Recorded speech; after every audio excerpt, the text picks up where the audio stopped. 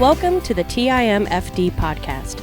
Today is my favorite day is about appreciating every day as it comes, no matter what life throws at us.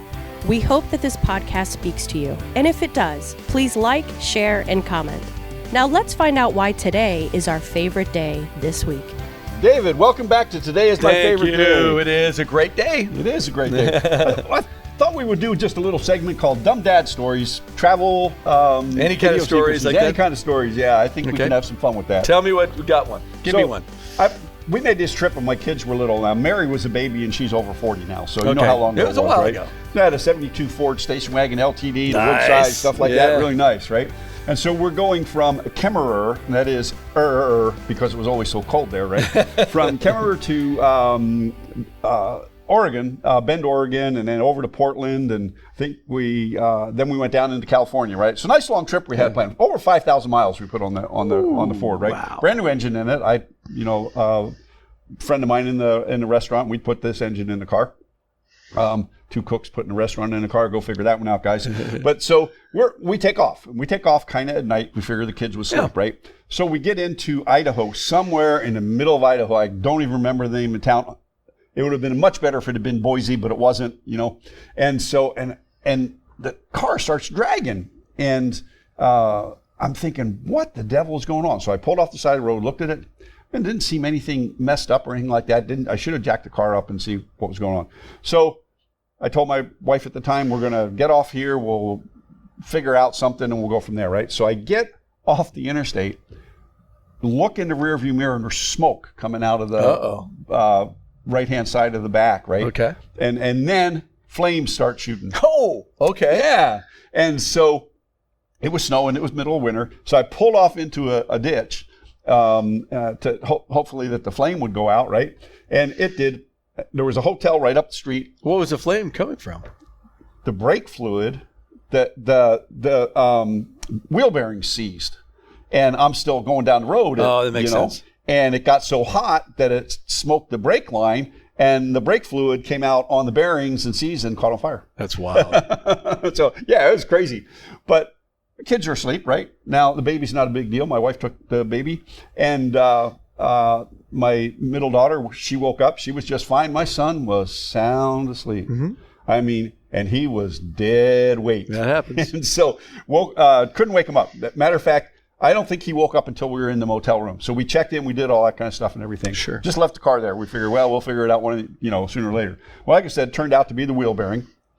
Got it fixed. Like I said, with middle of Idaho, we didn't do credit cards. Mm-hmm. There's no cell phones. Who do you call? You can't call Ghostbusters. They're not going to help you, right? Yeah. And so we worked some things out. Actually, the restaurant that I own transferred some money so we could get some things. I actually wrote out a check to get the stuff fixed, right? Okay. And they didn't know me from Adam, right? And so they got it all fixed. We got back on the road, and my son says, "Why'd we stop?" I'm like, the car was on fire. Yeah. And so that was a very interesting trip. I did learn when we got to Portland that people in Portland don't know how to drive in winter weather, ice, and we were going up the hill. They slide all over the place. They're going all over the place. And so fortunately, I was able to, big heavy station wagon, maintain speed. And I was like a Florida driver. I was weaving in and out, but I was doing the speed while they're going all over the place. Mm-hmm. Once I got over the hill, great shape. But yeah, that was probably not, I should have checked everything before we left. We had a new engine in the car. It's dad stuff. It's dad stuff. Now, I was a brand new dad. Oh, okay. When I was a brand new dad, my wife was a single mom, and we married when Shayna was 6. My oldest is Shayna. And Shayna loved doing stuff with me, especially when she was young like that. Yes. So we had moved down to San Jose where most of my family was, and my friends there, old friends were there. So we make the decision to go to Big Basin. Big Basin is a place up in the coastal redwoods. Mm-hmm. It's beautiful. We've done many hikes there, many runs on that. And Shayna wanted to go, and I said, sure, let's take her. So I went with David Jacob, Dave Underwood, and my brother, and we went on this hike. So 4 guys, all in good shape, used to doing this stuff, and at that time now 7-year-old. So we're going on this hike and not thinking that, as we got going, we realized this is a 11-mile hike all around. Mm-hmm. Now, for us, it's nothing. but this is a 7-year-old girl. And I went, oh no, okay, well, we'll figure it out. We didn't really bring any food, really didn't bring water because we're so used to just kind of going and coming back, no big deal. But you can't do that to a 7-year-old. No. Again, now I know, but at that time I did not even think about it. And none of the other guys did either. So I don't want to just blame myself. There was 3 other guys. So we're on this hike, and Shayna was really funny because she goes, at one point on the Big Basin Trail, the trail is really kind of like almost like this silty, puffy dirt. Mm-hmm. And so she starts running, going, Daddy, watch me. And she tripped on a rock that was in that and just dropped. I mean, face planted right on her face. Wow. And she was already sweaty. So when she kind of sat up like this, she goes, oh, and started crying. And the tears came down. You can see the stream of mud on her. Oh, my. The other guys all take off because they were laughing so hard. They're just trying to get away. And I'm trying not to laugh, and I'm holding her, just crying. And finally, the guys come back, and it was just like, oh, my gosh, now we got this girl that we're on this trip. Well, we kept on going. Yeah. And as we went on the trip, later on in the trip, we got closer to these waterfalls. And these waterfalls, you literally have to come off the trail and down. And Underwood and Jacob had already got down there. I was waiting with Shayna, and my brother was already hiking down. And they hiked down to where the falls were, and it's steep. Mm-hmm. Well, Shayna just goes over the fence and goes, hey, guys, and starts running right towards them. Little does she know, there is a 70-foot cliff that's coming to her. And Dave Underwood grabs her arm, and as she comes down, goes, woof, throws her back up against the side of the mountain there. And she's crying a little bit again. And we went, we almost got this girl killed. Yeah. We are a bunch of idiots. And so we showed her the waterfall, and she was excited about that. But little did she know that you almost died, girl. Right. So we go on the hike. We get her to the halfway point. It's really pretty. We come back, and she's just exhausted. Again, no food, no real water. We drank you could drink out of the creeks and stuff back then. Yeah. So we were able to do that. But she's just exhausted. So we have to start carrying her, and we're all trading back and forth, carrying this girl as we're going out, coming back. Well, by the time we get to my brother's van, she was so exhausted that she was throwing up. We were trying to get her water. It was bad. She was dehydrated. And she got better as we were driving back, laying down. She was laying down. I was with her, and the other guys are just going, we're all going to die. Yep. Tanya's going to kill us all. Yep. And so we looked at Shayna kind of jokingly, but not really, said, Shayna, we'll buy you a McDonald's. Just don't say anything. Okay, So we get over there, and we're saying nothing, and she had ate her McDonald's, and something came up where Tanya said, what'd you guys do? Where'd you go? And Shayna said to the effect that she almost went off a cliff. Oh my! And that's when Tanya went, "What? Where'd you take her?" And then I had to tell her that we took her on an 11-mile hike, and she was wondering why Shayna was so exhausted. Yeah. And we had to explain all that to her. Needless to say, she didn't let us take her much for the next about half a year until we learned what it was like, and I learned what it is like to truly be a father. And but Shayna turned out great. She's a businesswoman. Yeah. She's doing awesome. I have 4 grandsons from her. I love her dearly. Glad she's alive and didn't go over a cliff. But those things, those are the dumb things you happen. I remember doing something with Rebecca. Rebecca loved Beanie Babies. Do you remember Beanie Babies? Oh, I remember Beanie Babies, yes. When she was really young, she loved Beanie Babies. And every morning, I would do my reading. She would knock on my door to my office and say, Daddy, are you done with God yet? And I would say, not yet. Let me read a little more. It'd be done. And I'd come into her room, and we'd play this Beanie Baby game. Okay. And the Beanie Baby game was, you get these Beanie Babies in a circle, and they're at a fire, kind of a outdoor fire, if you will. And she goes, tell me a scary story. So the scary story was, I'd go, and there was something over there, and she'd look over, and I'd grab a Beanie Baby and throw it, disappear. And she'd look over and go, I can't believe that. Well, I did that a few times, and then I said I have to go. I didn't show her the first time I did this that I was just taking the Beanie Babies. Oh, no. And she freaked out. And she was scared. And I had to come back when I got home and say to her, let's go back over. And I showed her what I did. Oh, okay. But she freaked out bad. Yeah. And again, Tanya wasn't very happy with me on that. But I was, I just didn't think about it. I'm a typical guy, so I didn't think about it. Yeah, we do silly things like that. My kids were little, and once again, we were in the restaurant now. I had like 3 partners in the restaurant, Mike and Mike. Mike and Joel and Tim. And so we're babysitting. Girls' night out. Sure. Right? Having a good old time. Kids are just getting rowdy. I mean, I had 2 little ones. Sure. Tim had 2 little ones, his boys. And Mike's daughter was probably the instigator of everything. She was the oldest at the time, right? And so the kids had seen some sort of rodeo thing, horse roping and hog tying, stuff like that. And so they said, I wonder what that feels like to be tied up like that. Oh, so they start tying each other? Well, when they couldn't get very well. And so us dumb dads are like, well, we'll show you how it's done. I love that. Right? And I love that. That's awesome. So that's perfect daddom. And we knew that moms were going to be home pretty soon. Sure. We thought, well, it'll be a big joke, right? Yeah. And so we had them all tied up in the middle of the living room floor, and the girls aren't coming home. Uh-oh. And so no cell phone, right? This is, and they're later, and now the kids are freaking out. Yeah. Mom, go home, just think how much they're going to laugh and stuff like that.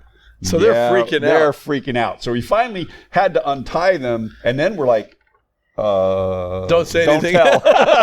Yeah. No, that didn't work. As soon as the women walked in the door, boom, every one of those kids, they tied us up. Yeah. You're all gonna die, kids. Yeah. My dad did something that was really funny, and the dads in our neighborhood when I grew up were pretty ingenious guys, and my dad was very much like that. 4th of July came up. 4th of July, we did these fireworks in our neighborhood. In the neighborhood, my dad went to John Ross and said, let's do this. And we were going to figure out what they were doing. And they got a metal garbage can. And they put the metal garbage can out there, and they got some M80s, I guess, and set this thing up. And I don't know what they did, but the moms are going, what are you guys doing? Oh, we're not, we're just going to have some fun with this.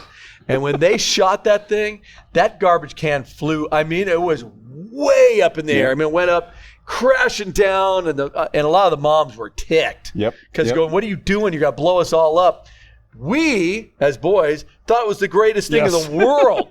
Dad's awesome. We want to do that. And I get to see my mom just staring my dad down and going, no. And we got involved with them 80s, and I could thank Dad for that. I didn't lose any of my fingers. That was great, but I could definitely thank him for doing that. Another trip that we were on with my dad, we went on a canoe trip. Okay. We're going canoeing. It was Boy Scouts. We're going on canoeing, and he was the Boy Scout leader. So we're going down this thing. It's down the Rushing River in California. Going down the Rushing River, no problem. And then one part of we go around this bend, and my dad goes, "Do not look over there." And it's all boys and a couple of dads in these different canoes. Yep. He goes, "Do not look over there." What are we going to do? Look over there. We look over there. It's a nudist colony. Oh, no.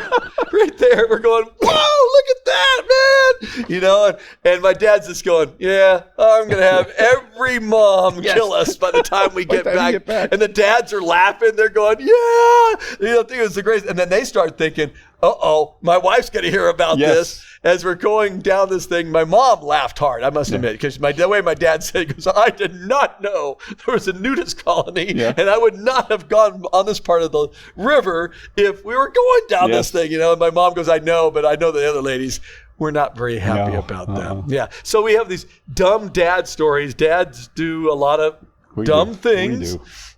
Grandpas do it too. Yeah. As a grandfather, I played a game. The boys we were just talking about this, and my grandsons are now one's going to be 19, and so you've got older grandkids. Let's just put it that way.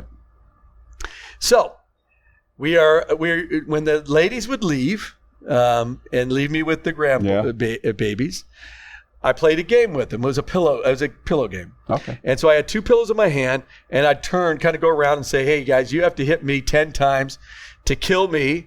And I have to hit you 3 times to kill each one of you. No, 5 times to kill each one of you.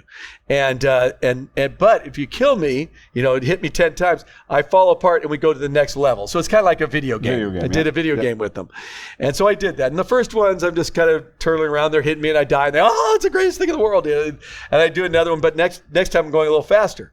And they finally kill me, okay, and I knock a couple of them out, when I finally just get annoyed with them and I start just hitting them on 5, you're out, that kind of thing. Well, as we get going a little faster, I get a little faster, After a while, those guys would come in and I was clocking them. And I watched Caleb. I hit Caleb right in the chin and he literally went, foo, in the air and dropped. Whoa. He thought it was the greatest thing in the world. Cohen him smashing it into the wall and this Cade's just getting obliterated. They thought it was the greatest thing. Now, when mom and grandma walked in and they saw it, they did not think that was the greatest thing. I don't think so. I go, what? I said, hey, watch this. And I did it. And they go, whoa, what are you doing?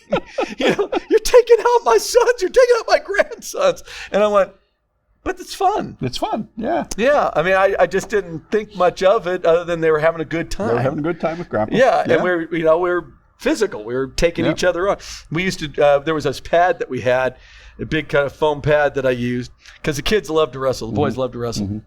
So when we had them over, I would wrestle against the 3 of them because Jack wasn't born at that time.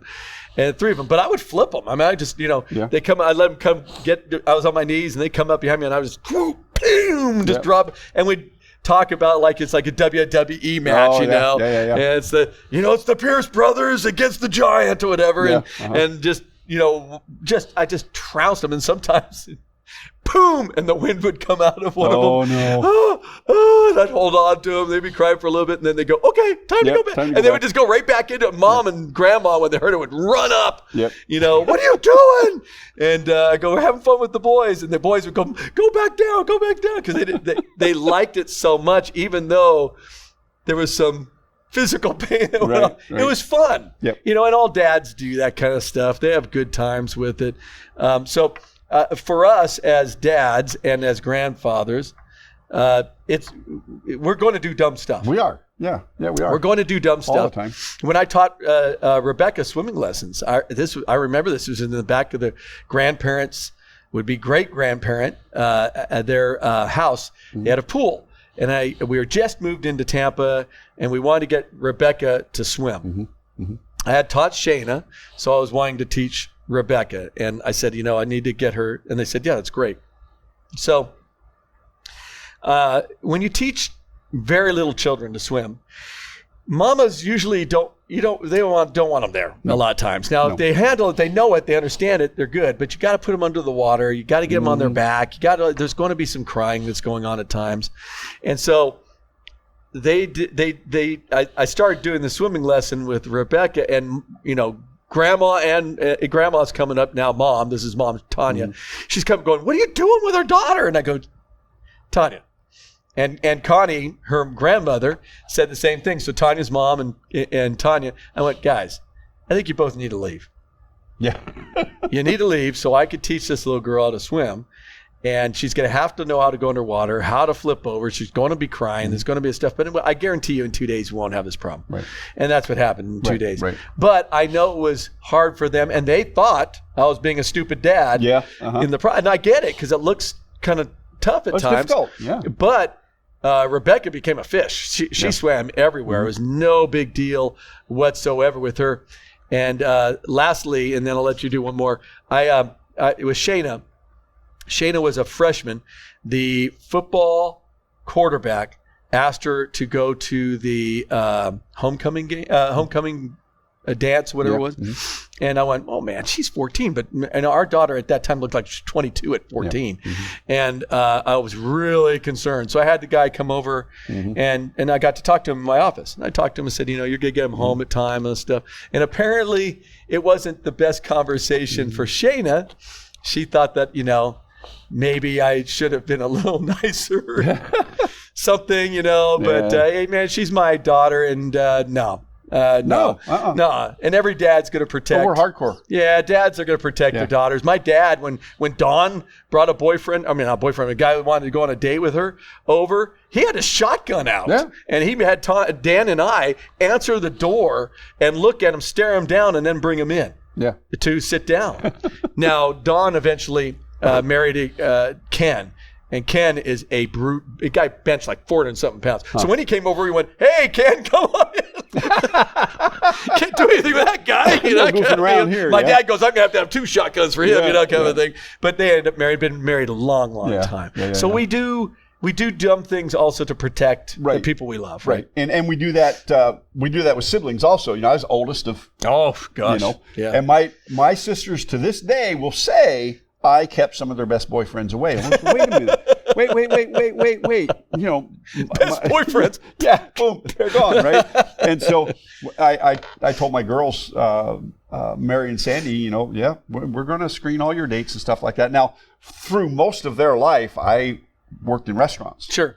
So I used to have this big French scimitar knife. Now, it's like a curved knife. Oh, that's cool. That's perfect. So whenever they say somebody, that's exactly, you got the steel and you're sitting there talking to them and where you going, what are you doing? I've heard that from so many dads and so many brothers. It's so cool. But I learned it from a guy. I was managing a restaurant and his daughter had won this trip. And was in San Jose at the time. It was supposed to be to Vegas. Okay. Well, I had to go over and explain to him, I'm a young manager and stuff like that. And she's, I don't know, I think she was 16 or 17 years old. I wasn't taking her to Vegas, but and he meets me at the door the same way. And I'm like, you want to take my daughter somewhere? Where? And I'm like, hey, it's not me. That's awesome. That's awesome. But, we do things like that. But, with our daughters especially, we're very protective. Well, and here's the thing. In the scripture, it tells us that we need to love and respect, right? Yes. And that's talking about our spouse. Mm-hmm. But I look at my daughters as an extension of this, that I am to love them as Christ loved the church and gave himself up for them. And I do that with my grandsons, So there's good things in Ephesians 5. You want to go look at that. I think it's verses 21 through 33. But it talks about that love and respect, but that the husband needs to love his wife as Christ loved the church. Yes. I believe that we need to be giving our lives up for these people, loving them and caring for them, right? Absolutely. I believe that too. I'm okay with dads going, hey, I'm going to protect my daughter. I'm going to protect my son. I'm going to protect my family. And sometimes we're just stupid and do dumb things and because we want to enjoy life and we want our kids and grandkids to enjoy life too. So we're kind of out of time now, but if you have a dumb dad story, please reach out to us. Let us know what your dumb dad story is, and we'll try and get it on. So, David, it's been enjoyable today hearing these stories. I'm going to have to ask Shayna about that story. Oh, yeah, ask her. She'll tell you. She'll tell you. She's probably fortunate there wasn't cell phones around. I think she's scarred for life on that. Whatever. Anyway, this has been David Towner, Sam McKeown. Today is our favorite day. Live intentionally, be very blessed, my friends. Guys, take it easy. Bye. Thank you for listening to TIMFD, Today is My Favorite Day. Views, comments, and opinions are those of the host and guest alone, and Dave and Sam are solely responsible for the content of this podcast. TIMFD is produced and directed by Alex Korn. Music is composed and performed by Chuck Fott. Thank you for listening. Have a great day, live intentionally, and be very blessed.